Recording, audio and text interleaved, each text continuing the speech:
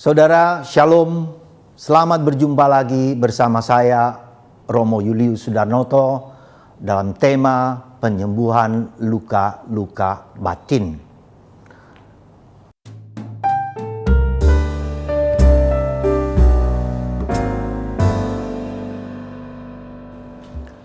Para saudara-saudariku yang terkasih dalam Kristus, dalam episode kedua, saya sudah terangkan di mana, di masa apa luka batin itu yang membekas dalam diri kita. Saya katakanlah, luka batin yang berasal dalam masa-masa kecil kita. Mulai dari di kandungan ibu, ketika kita kecil, masa kanak-kanak, itu menjadi fondasi untuk masa luka batin ke depan. Karena itu berulang lagi. Ketika orang ditolak, ketika orang dibanding-bandingkan, ketika orang ditelantarkan, ketika orang tidak diperhatikan, orang yang tidak mendapatkan kasih dalam hidupnya, tubuhnya tidak mendapatkan pelukan dari ibu dan segala macam. Jadi pengalaman ditolak, tidak diterima, itu merupakan salah satu dasar ya kenapa orang punya luka batin. Nah, itu yang pertama. Yang kedua, kita mulai seringkali sadar, saya sudah mengampuni kok bapak ibu saya, situasi saya, ya apapun juga. Tapi mengapa masih ada bekas-bekas luka yang terdalam? Saudara, benar. Mungkin kita sudah mengampuni siapa saja yang pernah melukai hati kita. Bisa guru kita, bisa orang tua kita, bisa paman kita, ya, bisa siapa saja. Tapi jangan lupa satu hal. Yang mengampuni itu saya yang besar. Saya yang besar ini mengampuni.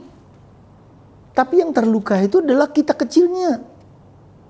Nah, itulah yang saya sebut dengan inner child. Dalam diri kita ada inner child. Si kecil saya ini yang terluka. Si besar saya bisa mengampuni beratus-ratus kali, puluhan kali bisa. Tetapi si kecil saya ini belum diberi kesempatan untuk mengampuni. Gitu loh. Ini yang penting menurut saya, dan pengalaman saya dalam banyak hal ketika orang berkonsultasi dengan hal ini, karena si kecilnya belum mengampuni. Dia masih sedih, dan itu ada dalam diri kita di sini. Ya. Jadi bagian episode ketiga ini, bagaimana kita belajar menemukan si kecil itu. Itu poinnya. Ya. Jadi beratus kali kita mengampuni, ya tetap saja karena si besar saya mengampuni. Kita ngaku dosa A dan B dan C, tapi si kecil kita belum kita diberi kesempatan untuk mengampuni. Nah, pada episode ketiga ini saya mengajak Anda untuk melihat ya si kecil kita ini, ya, melihat berjumpa dengan si kecil kita ini. Bagaimana itu?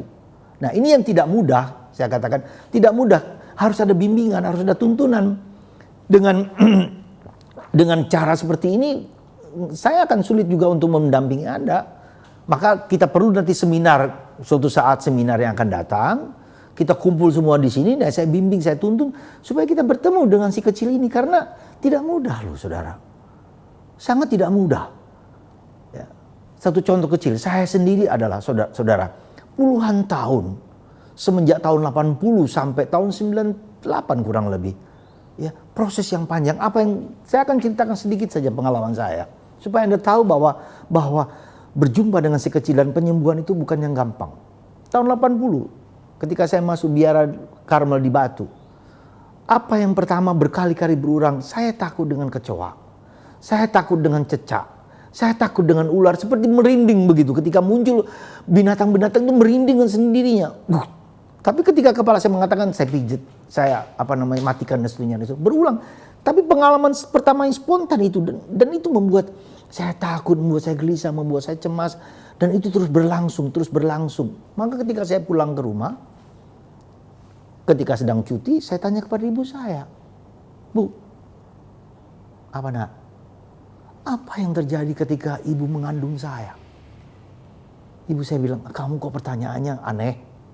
Enggak lah Bu, saya kepingin tahu apa yang ibu rasakan dan alami ketika ibu mengandung saya itu. Dia diam sejenak, mulai berpikir, mulai melihat kembali ke belakang. Ya. Lalu dia bilang begini, Luna, ya, kamu itu anak nomor 11 dari 12 bersaudara. Kita dulu kamu tahu punya sapi yang cukup banyak, ada kandang dan segala macam. Kakak-kakakmu itu tugasnya ngarit, mencari rumput untuk makan sapi. Tapi berkali-kali mereka lupa karena mereka bermain sama-sama yang lain. Maka ibu ngarit, merumput, sambil perasaan takut kalau ada ular, kalau ada tikus, kalau ada barang-barang melata seperti itu. Jadi terus menerus begitu, ada ketakutan-ketakutan yang kemudian mempengaruhi kamu dalam rahim. Itulah sebabnya. Maka saya bilang ketika ibu ngomong seperti itu, saya merangkul dia, saya mencium. Terima kasih ibu, informasi yang seperti ini yang luar biasa yang saya terima daripadamu. Informasi yang mungkin tak seorang pun tahu. Maka saya peluk ibu, terima kasih ibu. Nah, setelah itu proses itu mengetahui itu baru 50% itu belum sembuh. Masih ada ketakutan, masih ada kecemasan, masih ada kegelisahan. Ya, serba takut itu kuncinya dalam pengalaman hidup saya. Lalu kemudian ya apa yang terjadi kemudian ketika saya waktu itu masih di Filipina. Ya umur kurang lebih 97, 37 tahun, 40 tahun. Itu juga akibatnya apa di situ? Karena hanya perasaan perasaan ibu yang demikian. Ya kamu bayangkan, kita bayangkan juga misalnya saya anak nomor 11, ibu harus mengasuh anak-anak yang lain dan seterusnya. Saya juga ditelantarkan dalam tanda petik ya oleh kakak saya, dipeluk dan rangkul. Tapi kan ibu tidak, karena banyak tugas, banyak jumlah keluarga yang seperti itu. Dan itu saya merasakan ya mungkin badan saya tidak mengalami kasih dari seorang ibu. Tidak salah mereka, tidak salah bapak ibu saya, nggak apa-apa. Tapi itu tubuh saya harus saya hargai bahwa memang membutuhkan sesuatu yang... Maka ketika umur 40 juga mengalami krisis pengalaman dicintai, pengalaman dikasih, diterima dan segala macam ya, dan tumbuh semua. Nah, jadi saudaraku yang terkasih dalam Kristus, maka pada suatu saat ketika saya mengikuti seminar yang dilakukan oleh seorang di Emmaus Center di Manila, saya dibimbing untuk mengenal si inner child ini.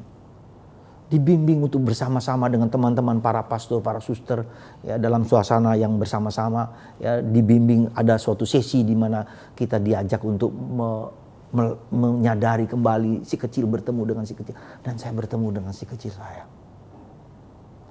Apa yang saya dalam sesi itu? Saya menolak si kecil saya.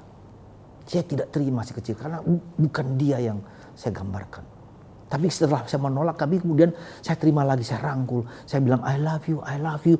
Dulu kan ada nyanyian si Whitney, siapa sih yang lupa. I love you, I love you. Saya peluk lagi, saya rangkul lagi, saya terima lagi. Nah, ketika saya bertemu dengan si kecil itu sudah dari 50% menjadi berapa? 80%. Ya, sudah mulai sembuh, sudah mulai apa. Ya, mulai semakin masuk, semakin dalam, semakin mengerti hidup batin saya dan seterusnya. Ya, mulai mengampuni orang tua saya, mengampuni situasi, mengampuni siapapun, bahkan mengampuni diri sendiri. Salah satu kunci yang dikatakan oleh pembimbing saya pada waktu itu ada kata ini, be patient and be gentle with yourself. Kita tuh seringkali nggak sabar dengan diri kita sendiri. Kita protes dengan diri, kenapa saya begini, mengapa saya begitu, harus begini, harus begitu. Be patient and gentle with yourself. Sabar dan lembut, tidak mudah menghakimi diri sendiri. Suatu proses yang kita alami gitu loh. Dalam bahasa Teresa Avila mengatakan itu seperti apa? Proses metamorfose seperti butterfly, kupu-kupu yang indah segala macam itu. Itu kita harus lewati masa-masa gelap, masa-masa yang tidak menarik. Yang jelek kita juga melihat diri kita jelek ya. Di mana saya pernah ingat dulu dibanding-bandingkan dengan teman lain. Saya bodoh, saya nggak tahu matematika, dijewer oleh guru saya masih ingat dulu. Itu kita semua seperti bentolan-bentolan ulat yang tidak menarik itu. Kita juga melihat diri kita sendiri seperti itu, tidak menarik. Tapi harus ada proses, dijalani dengan sabar, dijalani dengan lembut. Tuhan penuh belas kasih, pelan-pelan diubah dan diubah. Lalu apa yang terjadi? Tuhan tidak minta apa? Berdamai dengan dirimu sendiri. Sekali lagi berdamai. Reconcile with yourself. Dengan masa lalumu. dengan orang-orang di sekitarmu yang telah membentuk dirimu sendiri. Berdamai. Kata kunci itu. Nah, dalam bahasa kitab suci dikatakan Yesus memberikan perumpamaan tentang apa?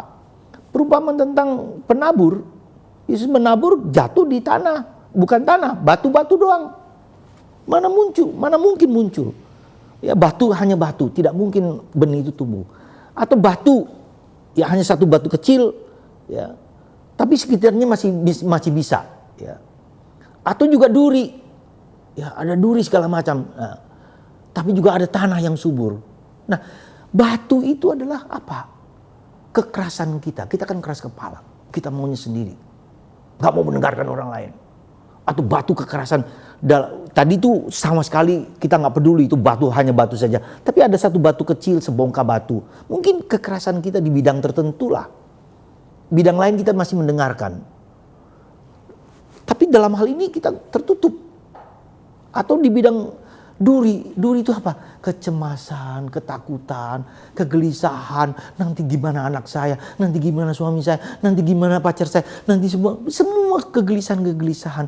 Kita serba takut, gelisah. Nanti bagaimana kena virus corona, bagaimana ini muncul bergelimpangan di dalam pikiran kita.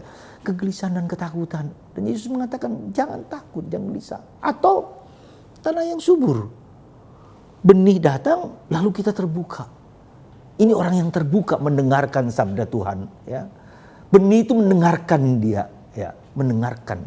Nah, para saudaraku yang terkasih, sekali lagi, saya tidak bisa mengatakan tentang inner child dalam kesempatan ini. Nanti kalau Anda nanti mengikuti seminar yang saya akan adakan pada waktu yang tepat dan waktu yang bagus, Anda bertemu dengan si kecilmu itu.